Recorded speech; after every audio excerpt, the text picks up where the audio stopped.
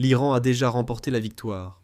Le fait que l'Iran tienne tête non pas à une, mais à deux puissances nucléaires, sans parler du Royaume-Uni et de la France, deux autres puissances nucléaires qui soutiennent les États-Unis dans leurs efforts, en leur permettant d'utiliser leurs bases et installations, et en envoyant leur propre équipement dans la région.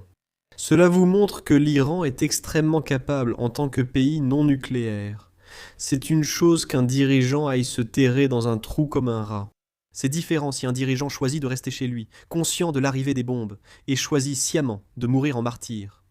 Je veux dire, ils ont complètement mal évalué la façon dont les Iraniens perçoivent cela, non seulement d'un point de vue nationaliste, mais aussi d'un point de vue religieux. Je pense que l'Iran imposera davantage ses conditions que les États-Unis et Israël. Eh bien, tout le monde, nous sommes très honorés d'accueillir à nouveau dans le studio Monsieur Christopher Alali, qui est un incroyable expert et commentateur en géopolitique. Vous le connaissez peut-être grâce à Didi Geopolitics. Ils ont plus de 450 000 abonnés sur Twitter, sont actifs sur YouTube et honnêtement, c'est l'une des meilleures voix à écouter pour comprendre la vérité sur le conflit iranien. Christopher, bienvenue à nouveau dans l'émission. Merci beaucoup de m'avoir invité. C'est un plaisir d'être de retour avec vous. Bien sûr, lors d'un live il y a quelques semaines dans l'émission, notre public a beaucoup apprécié vos analyses et je voulais m'asseoir avec vous en tête à tête pour parler un peu plus de l'histoire des États-Unis en Iran. Vous avez un parcours très intéressant. En fait, vous êtes né aux États-Unis, mais vous avez évidemment des racines iraniennes. Vous savez, vous parlez couramment plusieurs langues. Vous savez, vous avez vécu un peu partout dans le monde. Donc, j'aimerais vraiment vous faire revenir en studio pour transmettre ce savoir à notre public afin que nous puissions vraiment comprendre les véritables problèmes de ce conflit entre les États-Unis et l'Iran. Pour commencer notre conversation, j'aimerais vous poser une question assez ouverte. Et vous savez, quelle serait la plus grande idée reçue que beaucoup d'Américains ont sur l'Iran aujourd'hui? Je pense que la plus grande idée reçue, c'est que d'une certaine manière, l'Iran serait une société arriérée, une société féodale, une société qui correspond aux fantasmes orientalistes qu'ils se font des régimes théocratiques. Et en quelque sorte, ces grands hommes barbus vivant dans des grottes, entre guillemets, qui passent leur temps à battre les femmes et à les traîner par les cheveux, et qui dirigent le pays comme si on vivait il y a 1500 ans, et cela ne pourrait pas être plus éloigné de la réalité. Ce n'était pas forcément vrai il y a 1500 ans non plus.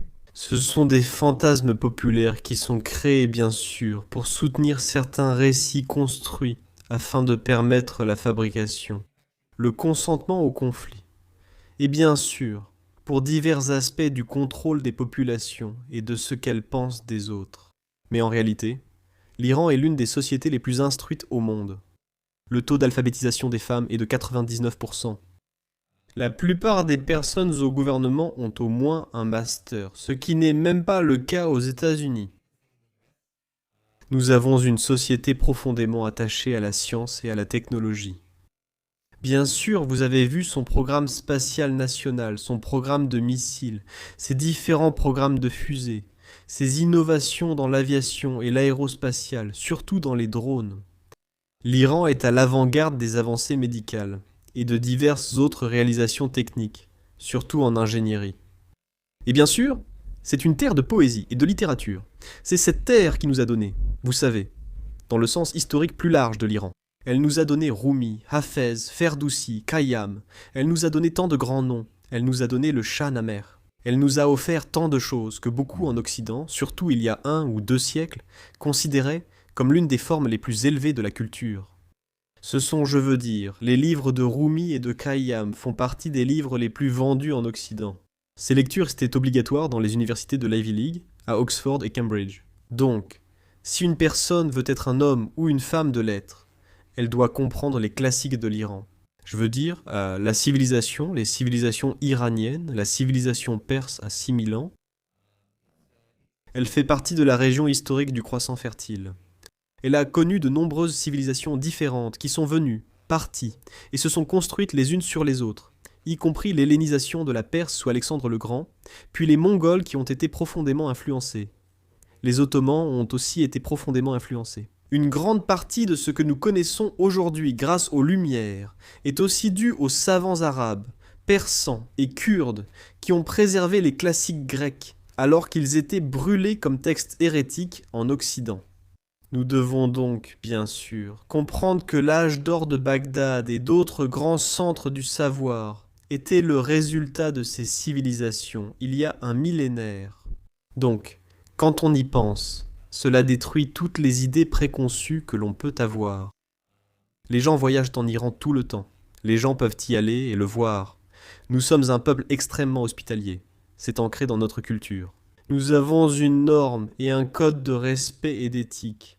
Et vous savez, c'est quelque chose de très important. C'est enseigné et inculqué en nous depuis l'enfance, le tarof et tant d'autres choses. Vous savez, on traite toujours les invités comme s'ils étaient le roi et la reine de la maison. On donne toujours tout. On donne. Cela a disparu dans la plupart des cultures occidentales. Et cela me manque, car c'était une part essentielle de la culture méditerranéenne. Mais ces dernières décennies, l'Union européenne a presque détruit cela avec les crises économiques. L'Iran le préserve encore, même sous de rudes sanctions. Les gens l'ont toujours, comme on le voit aujourd'hui. Sur X, on voit des images de magasins affichant « Nous sommes tous ensemble dans cette guerre. Prenez ce qu'il vous faut, payez-moi après la guerre. Ou prenez ce qu'il vous faut si vous n'avez pas d'argent. Ne vous inquiétez pas, que Dieu vous bénisse. Restons en sécurité. » C'est la culture iranienne et la civilisation iranienne. C'est comme ça que nous sommes en tant que peuple. Et j'espère que nous serons toujours ainsi. Parce que cela fait vraiment partie de toute notre éthique de vie, de toute notre vision. Même notre conception cosmique de l'univers est vraiment construite autour de l'amour, de la compassion et bien sûr du service à l'autre. Donc c'est pour dire que ces conceptions, qu'elles soient dans les médias populaires, vous savez, Jamais sans ma fille était un film très célèbre à ce sujet. Une Américaine épouse un Iranien, et il est brutal avec elle. C'est après la Révolution, et il essaie d'emmener leur fille de force. Ce genre de choses sont des exceptions. Ce n'est pas le récit commun, les Iraniens ne sont pas comme ça. Ce sont des stéréotypes hollywoodiens. Je veux juste que les gens le sachent. Je veux que les gens sachent que l'Iran est une terre très riche et dynamique. C'est une terre qui a été influencée par tout le monde. C'était le centre de la route de la soie. Et de cette façon, elle a tant apporté au monde et tant apporté à la civilisation humaine. Oui, Christopher, merci beaucoup pour cette histoire incroyable. Et je pense que tu as évoqué quelque chose de très important, très brièvement. Tu as mentionné les sanctions. Et cela, bien sûr, a été l'épine dorsale du gouvernement des États-Unis. Bien sûr, nous avons vu les États-Unis adopter une quantité incroyable de sanctions. Et cela n'a fait qu'augmenter au cours des 20 dernières années. Chaque président américain, à commencer par George W. Bush, puis en passant par Obama. Nous avons vu Joe Biden imposer des sanctions inédites et poursuivre la politique de Donald Trump. Nous pouvons prendre l'exemple d'un pays comme Cuba, qui subit actuellement une pression énorme de la part du gouvernement américain. J'aimerais revenir sur l'Iran et vous demander d'expliquer à notre public comment les sanctions américaines ont affecté l'économie iranienne, causant de graves problèmes dans ce pays et constituant une grande part de la guerre actuelle. J'aimerais que vous aidiez notre public à comprendre le rôle des sanctions et ce que cela signifie dans cette guerre. Premièrement, les sanctions constituant d'une guerre économique, semblable au siège du Moyen-Âge. Elles sont destinées à infliger douleur et souffrance à une population civile afin de forcer cette population, à un moment donné, à se soulever et renverser son gouvernement. Ainsi, on peut tenter sa chance et espérer l'installation d'un gouvernement favorable aux États-Unis ou à ceux imposant les sanctions. Donc, les sanctions sont des instruments économiques coercitifs. Dans de nombreux cas, elles constituent des violations du droit international parce qu'elles visent les populations civiles. Et comment font-elles cela? Donc par exemple, dans le cas de l'Iran, les sanctions bien sûr sont apparues peu de temps après la Révolution et se sont accumulées encore et encore. L'Iran reste à ce jour l'un des pays les plus sanctionnés, avec des dizaines de milliers de sanctions imposées par divers pays et blocs. Donc, quand on l'analyse, quand on regarde à l'intérieur, quand on fait cette sorte de déconstruction comme on dit, on se rend compte que les sanctions affectent par exemple l'industrie aérienne. Donc, l'Iran possède de vieux avions Boeing dans sa flotte, et il ne peut pas acheter de nouvelles pièces, ce qui signifie que les avions iraniens continuent de voler, soit avec des pièces faites de matériaux parfois de moindre qualité, ou ne respectant pas toujours les bonnes spécifications, faute de schéma technique. Et ils n'ont pas la possibilité de produire ces pièces sous licence, ou ils doivent les obtenir sur le marché noir. Donc, rien que dans le cas des pièces d'avion, L'Iran a connu un nombre sans précédent de accidents aériens sur son territoire à cause des sanctions. Les sanctions ont limité l'accès de l'Iran aux pièces et aux supports techniques pour sa flotte vieillissante d'avions Boeing. Et en conséquence, de nombreuses catastrophes aériennes ont eu lieu, qui auraient pu être totalement évitées si les sanctions n'avaient pas été imposées à l'industrie de l'aviation. Donc des gens sont morts, des civils sont morts, parce qu'ils n'ont pas pu obtenir les pièces adéquates, le support technique et une assistance générale adéquate dans le domaine aéronautique pour beaucoup de ces mécanismes et parties de ces avions. Prenons un autre exemple, l'industrie pharmaceutique. L'Iran a subi des sanctions contre les produits pharmaceutiques, contre différents types de médicaments, contre différents types de dispositifs médicaux, tout cela au nom de la lutte contre le soi-disant régime. Mais cela a touché la population. Des gens sont morts parce qu'ils n'ont pas pu recevoir une dialyse appropriée. Des gens sont morts parce qu'ils n'ont pas pu obtenir les médicaments nécessaires pour traiter différentes maladies. Différents cancers, d'autres types de maladies, des maladies évitables. Donc c'est un autre aspect de tout cela. Les sanctions ont affecté le système éducatif parce que, par exemple, certains outils et plateformes ne sont pas autorisés en Iran à cause des sanctions. Donc, les étudiants iraniens n'ont pas accès aux informations auxquelles les autres étudiants ont accès dans d'autres pays à cause des sanctions, parce que ces plateformes ne sont pas autorisées à être utilisées en Iran. Nous avons eu tellement de choses. Il y a tellement de sujets dont nous pourrions parler, comme nous l'avons dit, de l'aviation à la navigation maritime, à l'industrie médicale, à l'espace et à la technologie, à l'électronique et aux communications. Et j'en passe. Et pas seulement cela. Même les biens de consommation ont été soumis à des sanctions. L'exportation de tapis, de noix et de fruits secs.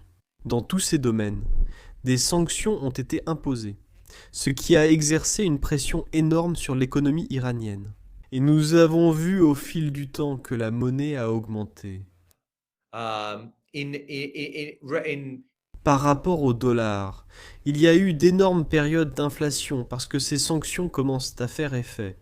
Et comme l'Iran est incapable, parfois à cause de la situation économique mondiale, parfois à cause de ses propres besoins et préoccupations internes, il n'est pas en mesure de fournir au plus haut niveau ce qu'il pourrait offrir s'il n'y avait pas de sanctions.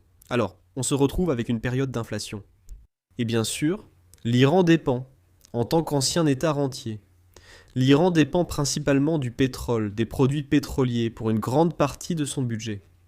Il essaie de s'éloigner de cela.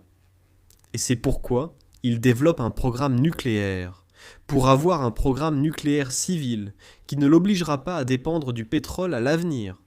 Comme vous le voyez, c'est devenu une grande source de discorde. Donc tout cela pour dire que les sanctions ont joué un rôle majeur dans l'appauvrissement de la population iranienne. Maintenant, les Iraniens, en tant que peuple fier, et je le sais parce que c'est dans notre ADN, nous sommes très fiers. Et donc, nous ne disons pas toujours, par exemple, que la solution de facilité est de blâmer le gouvernement. Oui, le gouvernement a commis des erreurs, il n'y a aucun doute là-dessus. Tous les gouvernements font des erreurs. Mais la plupart des Iraniens, surtout en Iran, savent que leur appauvrissement et leurs difficultés économiques ne sont pas dus au gouvernement iranien, parce que le gouvernement iranien a pris certaines positions de principe que le peuple iranien soutient. Par exemple, ne pas abandonner le peuple palestinien et soutenir les luttes de décolonisation et de libération nationale dans la région et dans le monde. Donc l'Iran a été puni pour avoir soutenu l'Afrique du Sud, pour avoir soutenu l'ANC, pour avoir soutenu Mandela contre le système d'apartheid. Il a bien sûr été sévèrement ciblé pour avoir soutenu le Venezuela, Cuba et le Nicaragua. Il a été ciblé pour son soutien à la Russie, à la Chine et à de nombreux autres pays au fil du temps, montrant ainsi sa loyauté. Il a fait preuve de loyauté et de soutien à d'autres groupes de la région qui ont combattu les supplétifs des Américains, des Israéliens et des autres pays de l'Union européenne et de l'OTAN. Donc, lorsque les Iraniens regardent la situation et comprennent leurs difficultés, ils comprennent aussi que c'est un prix à payer pour avoir des principes. Et donc, certains Iraniens, bien sûr, utilisent le langage religieux, vous savez, l'imam Hossein, Karbala, pour comprendre leur propre souffrance, en voyant qu'une partie de cette souffrance s'inscrit dans la lutte contre l'oppression. Donc ils comprennent que cela fait partie du combat contre un oppresseur, contre un État oppresseur ou un empire oppresseur. Donc un empire oppressif. Donc, quand on prend cela en compte, on comprend que les Iraniens ont été et continuent d'être très résilients dans des situations très difficiles. Mais je n'ai aucun doute que les sanctions ont joué un rôle énorme dans l'appauvrissement de la population. Et c'est en fait ce qui a été fait, tactiquement, Le gouvernement américain a été clair à ce sujet. C'est l'objectif. L'objectif est de pousser le peuple iranien au bord d'une révolte populaire. Et c'est ce qui s'est passé il y a seulement 2 mois. Il y a eu des émeutes dans les rues. D'abord, il y a eu des manifestations pacifiques, organisées par les bazars, les marchés et la classe commerçante. Le gouvernement a soutenu ces manifestations, disant qu'elles étaient justifiées et tentant d'ajuster la politique économique avec la banque centrale. N'oubliez pas, la banque centrale iranienne n'est pas contrôlée par, vous savez, si vous voulez utiliser un euphémisme, mais elle n'est pas contrôlée par les Rothschild. Elle n'est pas intégrée au système SWIFT. Ce n'est pas une banque sous contrôle centralisé dans le système financier de l'Occident. Donc elle a agité un certain niveau de souveraineté, d'autonomie et d'indépendance. Et cela, bien sûr, signifie qu'elle doit être punie par ce système beaucoup plus grand. Donc l'utilisation du dollar, l'utilisation des différents mécanismes monétaires pour punir l'Iran parce qu'il est en dehors de ce système. Ne pas pouvoir obtenir, par exemple, de l'argent pour le pétrole qu'il vend sur le marché à cause des sanctions. Ne pas pouvoir effectuer des transactions et recevoir l'argent qui lui est dû. Au fait, quand Donald Trump parle des milliards de dollars que Joe Biden aurait donnés à l'Iran, c'est de l'argent iranien. C'est de l'argent iranien qui avait été bloqué à cause des sanctions. L'Iran voulait juste accéder à son argent. L'Iran possède des dizaines, voire des centaines de milliards de dollars dans des comptes bloqués partout dans le monde à cause des sanctions. C'est la source de beaucoup de ces problèmes. L'Iran ne peut même pas dire que le Venezuela n'avait pas accès à l'argent de PDVSA. Donc je veux juste que les gens comprennent que les sanctions ont été un instrument ciblé, utilisé par les États-Unis et par d'autres, pour essayer de provoquer un changement de régime de l'intérieur. Bien sûr, cela n'a pas réussi, mais vous continuez à le voir chaque jour, jour après jour. Qu'ils utilisent ces protestations populaires, avec l'appauvrissement comme une sorte d'étincelle pour cela, pour provoquer un changement de régime, pour faire tomber le régime. C'est de cela qu'ils parlent constamment. Les gens devraient le savoir. Oui. Non, Christopher, j'adore vraiment ça et je suis ravi de proposer cette interview sur notre plateforme et à notre public, car tes connaissances et ta compréhension de l'histoire sont uniques. Et je pense vraiment que ce sont des informations qu'on doit diffuser et amener plus de gens à en parler. J'ai d'ailleurs une histoire que je pense que tu trouveras très intéressante. Je me suis fait couper les cheveux ici aux États-Unis il y a quelques semaines par une coiffeuse originaire d'Iran. Et en fait, c'était il y a environ 3 mois. Donc, c'était avant que le conflit, cette nouvelle guerre ne commence. Et je lui ai simplement demandé, j'ai dit, vous savez, j'aimerais en savoir plus sur votre pays. J'aimerais en savoir plus sur la vie quotidienne là-bas. Et elle m'a dit, vous savez ce qui est intéressant? Si je devais utiliser un mot pour décrire le peuple iranien, ce serait résilient. Et ce qui est intéressant dans notre vie en Iran, c'est que nous arrivons toujours à trouver le bonheur. Peu importe ce que le gouvernement des États-Unis nous fait, les sanctions auxquelles nous sommes soumis, les Iraniens sont très forts et très heureux. Et en fait, je vis aux États-Unis depuis de nombreuses années maintenant. Et c'est intéressant parce que je dirais qu'en Iran, nous avons plus de bonheur parce que nous apprécions les choses simples de la vie. Être avec sa famille, partager un bon repas, rien ne peut remplacer cela. Alors qu'en Amérique, nous avons une abondance de tout, n'est-ce pas? Chacun veut le dernier téléphone, cadeau ou nouveauté, mais nous faisons pourtant partie des peuples les plus déprimés du monde car tout repose sur cette culture du désir et de la consommation. Et j'ai trouvé que c'était une perspective incroyable, tu sais, quand on essaye de voyager à travers le monde et qu'on voit, tu sais, les choses simples de la vie. J'ai trouvé que c'était une réflexion formidable, mais en fait, ça confirme exactement ce que tu as dit, ce terme de résilience et ce que les gens font. J'adore cette histoire du commerçant, tu vois. Prends ce dont tu as besoin, rembourse-moi après la guerre. On est tous ensemble dans cette épreuve. Restons unis, aidons-nous les uns les autres. C'est un message incroyable. Mais ça m'amène à ma prochaine question, Christopher, qui est la suivante. Nous sommes au 24e jour de cette nouvelle guerre. J'aimerais avoir ton avis sur la façon dont la guerre se déroule de ton point de vue. Je pense que, tu sais, du point de vue des États-Unis, ils ont commencé cette guerre en pensant que ce serait un modèle similaire au Venezuela. On a même entendu l'administration Trump le dire. Je crois qu'ils pensaient pouvoir intervenir, assassiner le guide suprême. Et tout à coup, un nouveau gouvernement émergerait. C'est une façon de penser quel est le mot juste? Naïve. Évidemment, cela n'arriverait pas. L'Iran est très différent du Venezuela. J'aimerais connaître votre avis maintenant que nous en sommes au 24e jour. Nous avons eu beaucoup de gros titres et beaucoup d'articles. Selon vous, comment évolue la guerre et que remarquez-vous actuellement?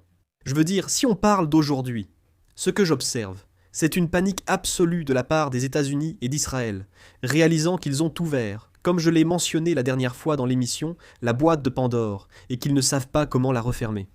Ils ne savent pas comment sortir de cette situation sans perdre la face. À mon avis, Ils ont déjà perdu la face sur la scène internationale. Tout le monde a vu que l'empereur était nu.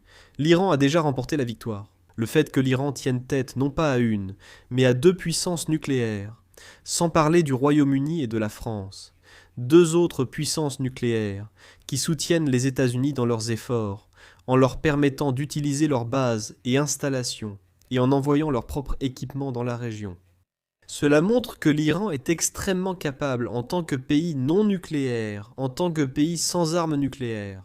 Même avec une armée conventionnelle, l'Iran a réussi à détruire tellement d'équipements qu'on aurait pu penser auparavant qu'il était inconcevable d'imaginer que non pas un, mais plusieurs avions de chasse ayant été abattus, que non pas un, mais plusieurs systèmes radars valant des milliards de dollars aient été détruits, que des équipements partout dans la région sont pris pour cible, que l'Iran, utilisant les dernières capacités balistiques et hypersoniques, a pu cibler le programme nucléaire secret d'Israël à Dimona. Et non pas pour détruire le programme nucléaire, car il ne veut pas provoquer une catastrophe nucléaire, mais pour cibler la ville, la cité, et montrer que nous pouvons le faire. Nous en avons la capacité. Nous n'avons pas besoin d'armes nucléaires pour provoquer une catastrophe nucléaire. Car les États-Unis et Israël ont attaqué le site nucléaire iranien. Donc je veux juste que les gens comprennent que la persévérance de l'Iran, la résilience du gouvernement, des institutions dont j'ai parlé dans mon émission, ce qu'on appelle la défense, en mosaïque décentralisée. Le fait que l'Iran a étudié les faiblesses des États-Unis pendant des décennies, a compris Mao et Che, et l'expérience vietnamienne, l'Algérie, l'Angola, la Namibie, l'expérience de la résistance en Irak et en Afghanistan. Et a pris tout cela pour créer une toute nouvelle doctrine militaire où ils ne parlent pas de 1 contre 1. Ils admettent dès le départ qu'une victoire conventionnelle contre les États-Unis en 1 contre 1 est impossible. Nous le pouvons. Nous ne sommes pas aussi grands. Techniquement avancés, mais nous avons le temps de notre côté. Nous avons différents types de plateformes qui peuvent les attirer et les enliser. Et nous pouvons créer d'énormes coûts, des coûts économiques qui les amèneront à la table des négociations, ou les pousseront à se retirer très rapidement. Et vous le voyez en ce moment même, pendant que nous parlons, l'administration Trump dit que nous sommes en négociation. Pendant ce temps, les Iraniens disent que ce n'est pas vrai, parce qu'ils essaient de manipuler les marchés, parce qu'ils savent, plus cela traîne, plus cela s'éternise. L'économie va tellement souffrir et avoir des conséquences si durables que nous pourrions à nouveau être en récession mondiale. De notre propre fait, dans le sens où les États-Unis et Israël se sont infligés cela par choix. Ils n'étaient pas obligés de le faire. Il n'y avait aucune menace imminente. L'Iran n'avait pas d'armes nucléaires pointées sur Tel Aviv ou Washington. Ils ont choisi de déclencher cette guerre, pensant, comme vous l'avez dit, que ce serait comme le Venezuela. Vous y allez, vous prenez Maduro, vous tuez 100, 200 personnes, et voilà. Vous prenez le contrôle du gouvernement. Non, le Venezuela est un pays unique. C'est un pays qui est le produit de l'époque des révolutions.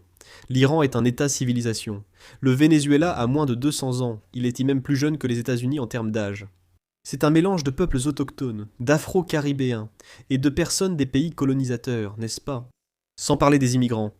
L'Iran est un État-civilisation. Ce sont des gens qui sont là depuis des millénaires. Ils ont une histoire bien plus ancienne et un fort sens du devoir patriotique.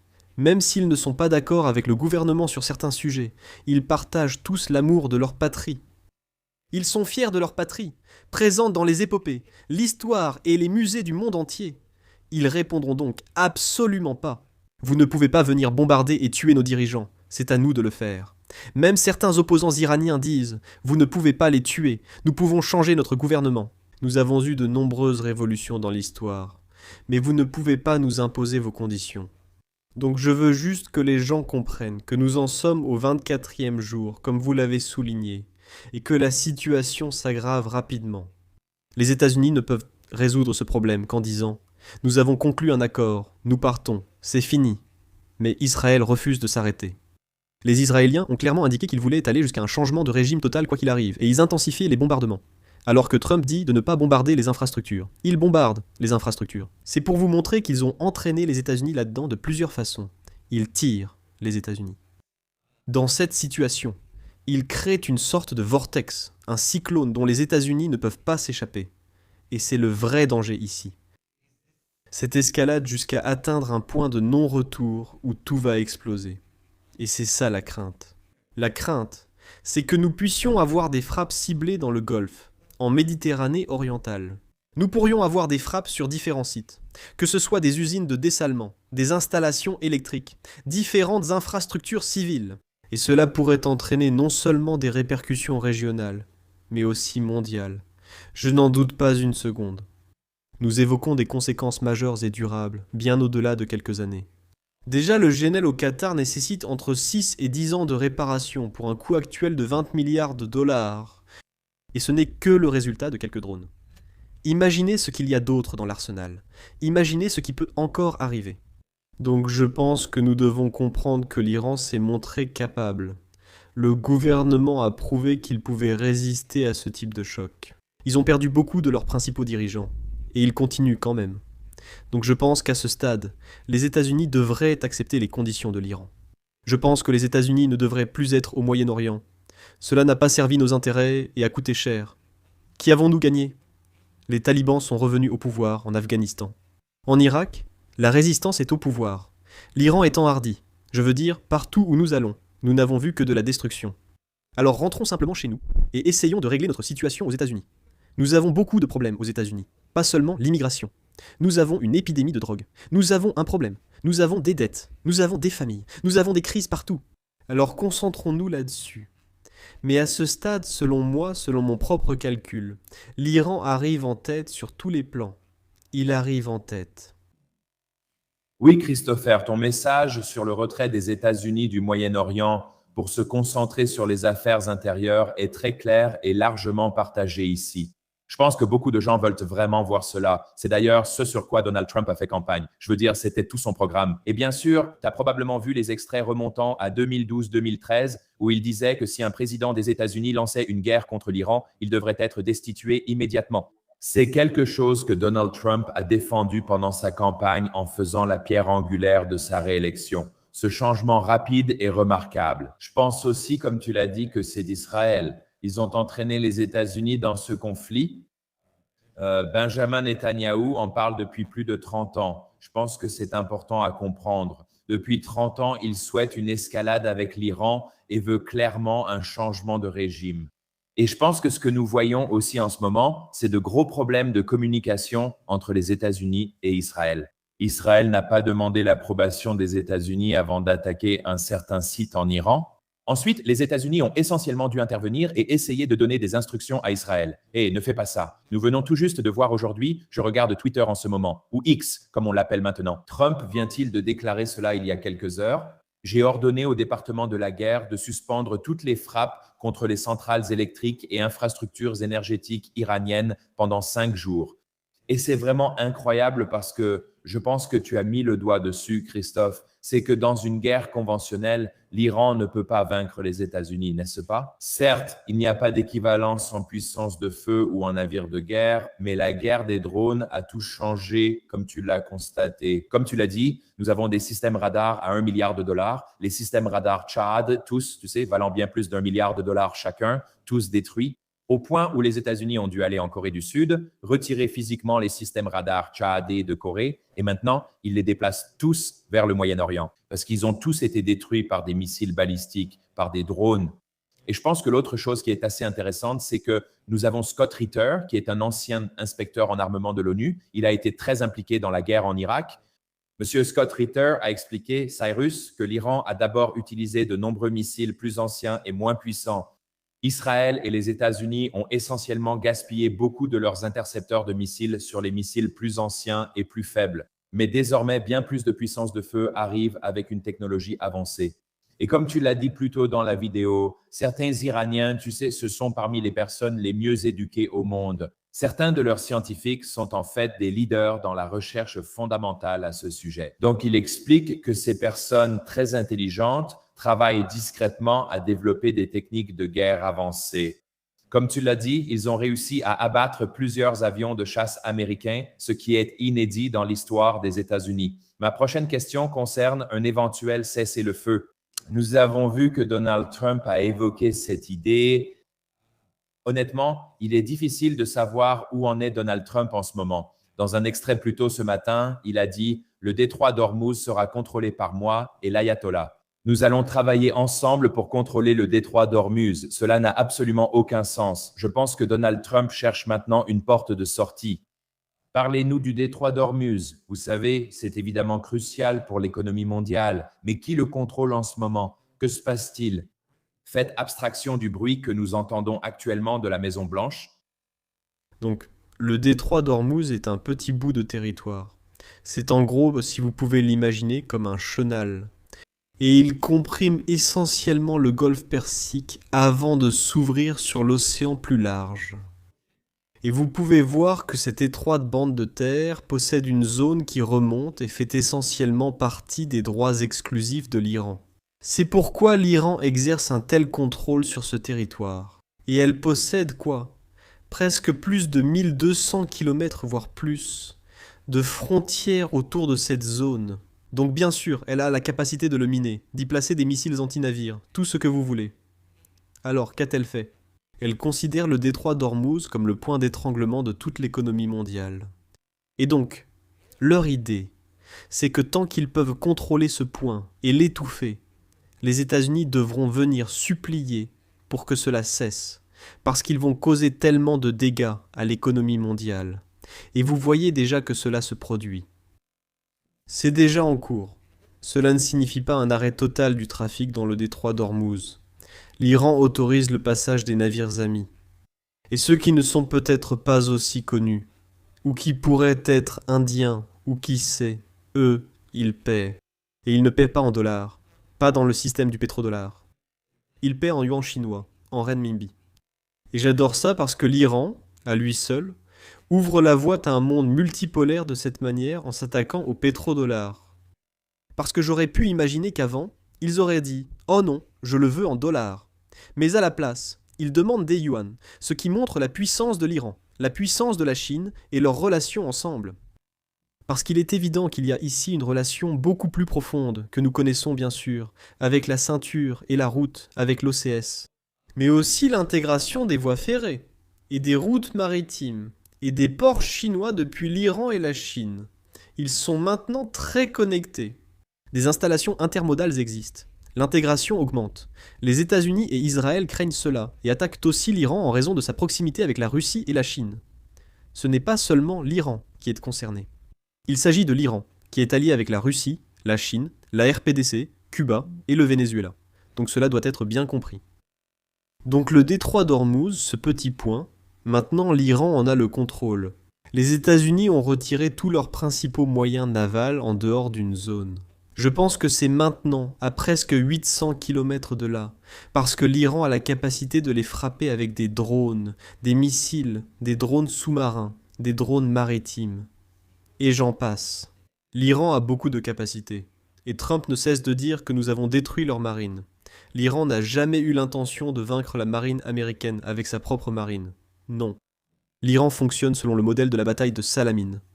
Des navires plus petits, beaucoup plus, vous savez. De très petites embarcations d'élite, 3 ou 4 personnes. Vous approchez d'un pétrolier, placez des explosifs et percez un trou en les faisant exploser.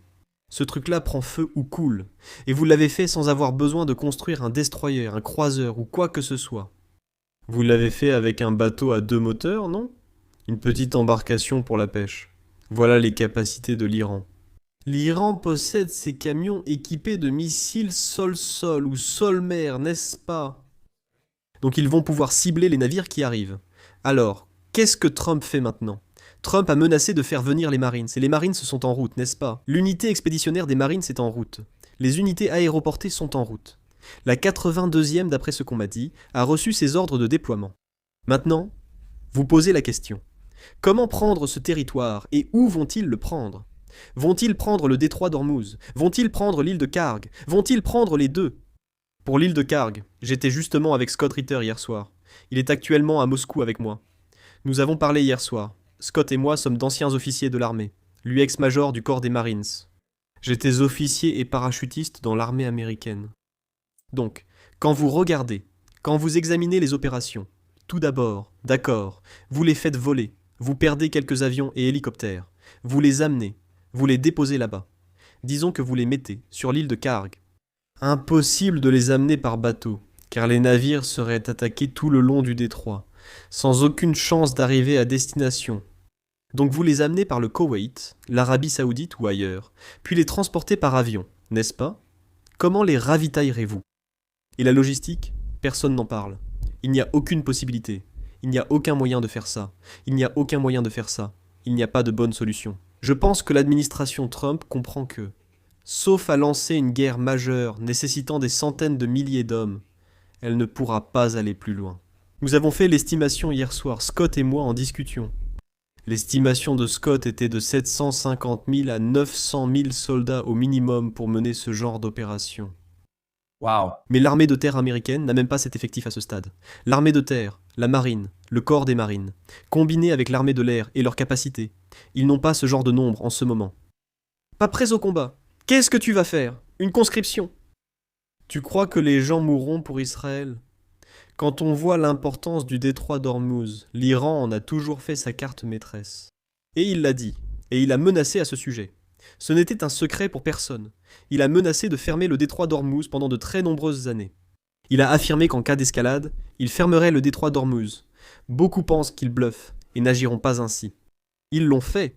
Et maintenant, ils ont démasqué le bluff des États-Unis et d'Israël. Alors maintenant, la question est, et pas seulement ça, les Européens, tout le monde dit, eh bien, nous n'avons pas commencé cette guerre. Nous n'avons pas été consultés à propos de cette guerre. Pourquoi devrions-nous nous impliquer, n'est-ce pas?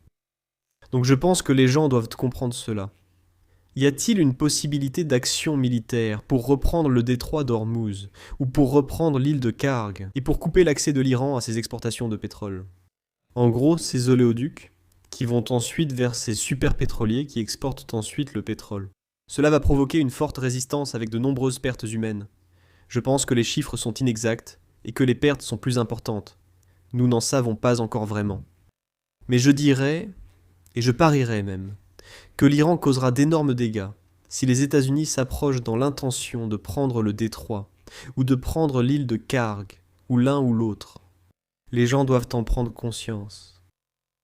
Non, je pense que tu as tout à fait raison. Et nous avons reçu plusieurs invités dans l'émission. L'un d'eux était l'ancien analyste de la CIA, Larry Johnson, qui avait expliqué qu'il fallait essentiellement un ratio de 3 pour 1 en termes de militaires si l'on veut mener une opération terrestre. Donc il a dit, tu sais, l'armée iranienne compte près d'1 million d'hommes. Nos forces totales sont autour de 400 à 500 000.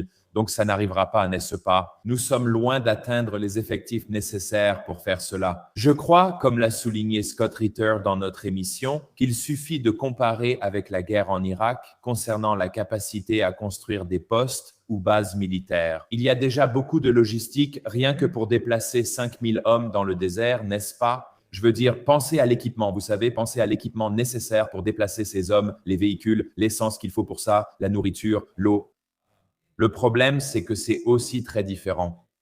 Nous sommes maintenant 23 ans après la guerre d'Irak et évidemment, les drones sont partout et c'est un combat différent. Vous n'allez pas simplement pouvoir installer 5000 Marines dans un camp au milieu de l'Iran dans le but d'une conquête militaire. Ça n'arrivera tout simplement pas. Je pense que c'est très effrayant pour nos soldats, hommes et femmes, qui pourraient être déployés, car je suis d'accord avec vous, ce serait presque une condamnation à mort pour eux. Je pense qu'ils seraient vraiment en grand danger s'ils faisaient ça. Mais je pense aussi que nous voyons, vous savez, selon mon analyse, que les États-Unis et Donald Trump réalisent enfin qu'ils ont commis une erreur colossale. Nous avons vu Donald Trump dire « Nous ne pensions pas qu'ils pouvaient fermer le détroit d'Ormuz. Nous ne pensions pas qu'ils avaient ces capacités. Nous ne pensions pas qu'ils pouvaient attaquer nos bases dans les États voisins du Golfe. » Et c'est exactement ce que l'Iran a fait. Mais bien sûr, comme vous l'avez mentionné, vous savez, l'Iran a déjà évoqué cela auparavant. Peut-être que les États-Unis pensaient que c'était du bluff. Mais malheureusement, nous en sommes là. C'est une grave erreur de calcul. Nous voyons même une sorte de conflit interne entre les États-Unis et Israël, où Donald Trump a encore une fois dû réprimander Benjamin Netanyahou. Non, tu n'as pas le droit de faire ça. S'il te plaît, arrête ce que tu fais. Même chose en Palestine quand, vous savez, quand le carnage a commencé, Donald Trump a essayé de le maîtriser. Bien sûr, on sait qui dirige dans cette relation pour reprendre l'analogie. Mais Christopher, je voulais dire que nous touchons à la fin de notre sujet. C'était l'une des meilleures interviews que j'ai faites parce que vos connaissances sont fantastiques. Je voudrais demander, où allons-nous maintenant? Je pense que la conclusion, c'est que les États-Unis devront faire des concessions. J'ai 2 dernières questions pour vous. Que faisons-nous maintenant? Selon vous, combien de temps les États-Unis peuvent-ils poursuivre cet effort et comment ce conflit sera-t-il résolu? Les États-Unis feront-ils des concessions à l'Iran? Qu'en pensez-vous? La République islamique a prouvé sa résilience et semble établie. Il n'existe pas d'alternative ni d'opposition. Reza Pahlavi, c'est terminé. Mariam Rajavi et les Moudjahidines du peuple, c'est fini. Nous ne voyons aucun véritable mouvement de la part des Kurdes, des Baloutches, des Arabes, des Azéris, ni d'autres minorités. Personne ne bouge. Tout le monde soutient l'Iran. Donc, à ce stade, nous devons reconnaître que l'Iran a fait ses preuves. La force du gouvernement s'est confirmée, et la République islamique d'Iran est là pour rester. Et en fait, je crois qu'elle est aujourd'hui plus forte qu'elle ne l'était auparavant. Il y a maintenant plus de personnes qui la soutiennent parce qu'elles comprennent le sacrifice du gouvernement. Écoutez, c'est une chose si un dirigeant se cache dans un trou comme un rat. C'en est une autre si un dirigeant, sachant l'arrivée des bombes, reste chez lui et se sacrifie volontairement.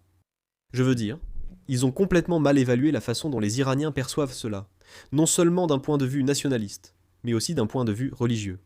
Parce que maintenant, ils voient le guide suprême de la même manière qu'ils voient l'imam Hussein. Ils le voient comme quelqu'un qui s'est opposé à deux États oppressifs, deux empires, et qui a volontairement donné sa vie pour sa nation et pour sa famille aussi. Ils étaient tous ensemble, et ils ne l'ont pas abandonné. Ils ne voulaient pas le quitter.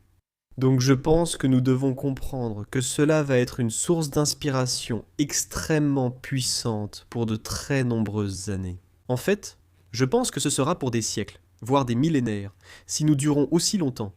Cela continuera d'être une partie importante de la vie chiite parce qu'il était un religieux si distingué. Il était un marja, une source d'imitation dans l'islam chiite. Donc cela restera. Je pense que de l'autre côté, les États-Unis doivent évaluer les exigences de l'Iran. L'Iran veut une compensation pour les actes, le crime suprême d'agression, pour tous les dégâts et destructions causés, ainsi qu'une indemnisation pour les familles qui ont été blessées ou qui ont perdu des proches, n'est-ce pas ? Je ne sais pas si les États-Unis offriront une compensation. Ils pourraient simplement alléger les sanctions et restituer l'argent de l'Iran à titre de compensation, non. Dire d'accord, on débloque, vous savez, je ne sais pas, 10 ou 20 milliards.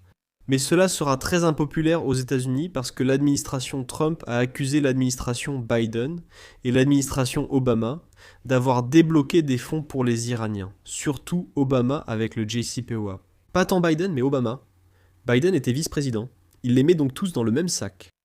Qu'ils ont donné de l'argent aux mollahs, aux ayatollahs et au régime pour financer le terrorisme, ce qui est totalement faux. Mais bon, c'est le discours, donc je pense que cela serait impopulaire. L'Iran a aussi demandé aux États-Unis de retirer leurs forces de la région. Je pense que nous sommes d'accord sur ce point. J'ai parlé à Ron Paul et Scott Horton, qui sont d'accord. C'est une position libertarienne classique, de gauche ou de droite non interventionniste. Je pense que c'est partagé sur tout le spectre politique. Les gens se disent « Sortons simplement de là. Pourquoi dépensons-nous tout cet argent? Pourquoi avons-nous nos soldats là-bas? Ce n'est pas nécessaire. Laissons-les gérer ce qu'ils ont à gérer et avoir le gouvernement qu'ils souhaitent. Tant qu'ils ne nous dérangent pas, où est le problème? Et en fait, prenons le modèle chinois, les affaires. D'accord, on vient. On est juste là pour les affaires. Attendons, tu sais, d'accord, vous avez ce style, pas de problème. On s'assoit, on mange, on fait ce qu'il y a à faire, puis on repart. Voilà, c'est tout. Donc je pense que ça va être plus attractif. Je ne pense pas que des gens comme Lindsey Graham, les néoconservateurs, les vautours de l'État profond et tous ces faucons, tu vois, les faucons pro-guerre, je ne pense pas qu'ils vont accepter ça. Donc les deux principales exigences de l'Iran sont une compensation, que les États-Unis quittent la région et que cela ne se reproduise plus. Mais comment pouvez-vous garantir cela? Comment garantir cela? Alors que les États-Unis l'ont déjà déchiré 2 fois en diplomatie, et une fois avec l'accord lui-même, déclarant ne pas le reconnaître. La situation est donc très délicate. Certainement, je pense que l'Iran a l'avantage dans cette situation. Je pense que l'Iran va imposer ses conditions plus que les États-Unis, et Israël n'imposeront les leurs. Je pense que les deux devront accepter le gouvernement, ce qu'ils font lentement. On le voit dans les médias, le gouvernement est là pour rester, et 2 scénarios émergent. Soit les États-Unis restent dans la région et la source de tension demeure, et nous aurons une nouvelle flambée de violence dans 1 an, 2 ans, 5 ans, soit les États-Unis partent, et alors nous aurons des tensions régionales entre des pays de la région comme les États du Golfe et l'Iran, qui ne sont pas forcément satisfaits de la situation les uns avec les autres. Nous verrons. Quand les États-Unis partiront, la carte pourrait beaucoup changer. C'est ce qu'a dit le professeur Saïd Mohamed Mourandi hier soir, dans l'émission de George Galloway, où j'étais présent. Il a dit que nous pourrions assister à un immense bouleversement de la carte. Nous pourrions voir Bahreïn renverser sa monarchie parce que c'est une majorité chiite et une minorité sunnite. Nous pourrions voir le Koweït changer. Nous pourrions voir le Qatar, les Émirats arabes unis, les Saoudiens. Beaucoup de choses peuvent arriver. La chose principale est celle-ci. Et je pense que, plus profondément, il faut imaginer que l'ayatollah Ali Khamenei, désormais considéré comme un martyr, avait émis une fatwa contre la fabrication d'armes nucléaires. Son fils, l'ayatollah Mojtaba Khamenei, n'est pas forcément d'accord avec cette fatwa et pourrait l'abroger en faveur de la construction d'une arme nucléaire. Le fait est que, désormais, toute cette guerre a renforcé les voix qui disaient depuis si longtemps que nous devions ressembler davantage à la Corée du Nord. Nous devons être autosuffisants et disposer d'une arme nucléaire pour protéger notre souveraineté, notre sécurité et notre indépendance, afin que plus personne n'ose nous menacer. Comment empêcher une autre guerre ? À ce stade, la seule prévention d'une guerre de cette ampleur, ce sont les armes nucléaires. Donc je pense que ce spectre plane toujours. Ce spectre est maintenant encore plus présent. Mais je pense aussi que d'un autre côté, l'Iran a montré qu'il était très capable, avec des armes conventionnelles, de causer d'énormes dégâts. Et l'Iran possède des capacités qui n'étaient pas bien connues auparavant. Donc je veux juste dire qu'il y a beaucoup d'inconnus. Maintenant, nous avons les célèbres inconnus de Rumsfeld. Je ne sais pas ce qui pourrait arriver, mais je dirais cela. Dans tous les scénarios, l'Iran est dans une bien meilleure position, non seulement lors des négociations, mais aussi en termes de puissance régionale. Pour projeter cette puissance et préserver sécurité, souveraineté et indépendance dans les années à venir. Oui. Christopher, merci beaucoup pour ces connaissances incroyables sur l'histoire, la situation actuelle, la culture. Je veux dire, tout a été incroyable aujourd'hui. Ma dernière question pour toi est où pouvons-nous suivre ton travail? J'aimerais que tout le monde sache exactement où nous pouvons te suivre. Et pour tout le monde, nous allons mettre tous ces liens dans la description de la vidéo ci-dessous afin que vous puissiez suivre le travail incroyable et exceptionnel de Christopher. Merci beaucoup. Vous pouvez me suivre sur X, sur Instagram, TikTok, sous le nom de Chris Alali. Sur YouTube, Christopher Alali Official. Et j'ai hâte d'échanger avec vous tous. Je fais des diffusions en direct, où je donne des conférences académiques. Nous analysons des articles ensemble. Venez participer, c'est gratuit. N'oubliez pas d'aimer, de commenter, de vous abonner et de partager. Et bien sûr, continuez à suivre l'excellent travail de Cyrus Janssen, ainsi que tout le travail formidable de tant de nos collègues et amis. Nous faisons un travail important. Nous voulons vous apporter la vérité où les médias traditionnels échouent. Merci encore pour l'invitation, ce fut un plaisir. Absolument. Christopher, je tiens encore une fois à te remercier pour tes connaissances incroyables, ton travail et tous tes efforts. Je te souhaite, ainsi qu'à ta famille, tout le meilleur. Et merci à tous d'être restés jusqu'ici dans cette vidéo. Encore une fois, consultez les liens ci-dessous. Assurez-vous de suivre le travail incroyable de Christopher. Et moi, c'est Cyrus. Merci beaucoup pour votre temps. Nous avons hâte de vous retrouver très bientôt dans notre prochaine vidéo.